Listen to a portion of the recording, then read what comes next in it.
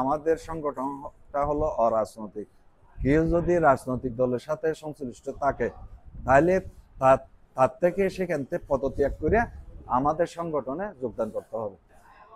মুক্তিযোদ্ধা সংসদ জেলা ইউনিট কমান্ডের প্রথম আলোচনা সভা আজ 14 মাস ধরে আজকে আলোচনা সভায় মুক্তিযোদ্ধা সংগঠন, মুক্তিযোদ্ধাদের চলার গতি, মুক্তিযোদ্ধাদের একতা, মুক্তিযোদ্ধাদের বিভিন্ন সমস্যা নিয়ে আজকে এই জেলা কমিটিতে আলাপ আলোচনা করা হয়েছে। আজকে আমরা কক্সবাজার জেলার কমিটি এবং উপজেলার কমিটি দায়িত্বপ্রাপ্ত প্রতি উপজেলার 3 জন করে আজকে আমরা আলোচনা করলাম ভবিষ্যতে কিভাবে আমরা আমাদের পথ চলার দিক নির্দেশনা হবে সেটা ব্যাপারে আমরা আজকের মিটিংয়ে আলাপ আলোচনা হলো।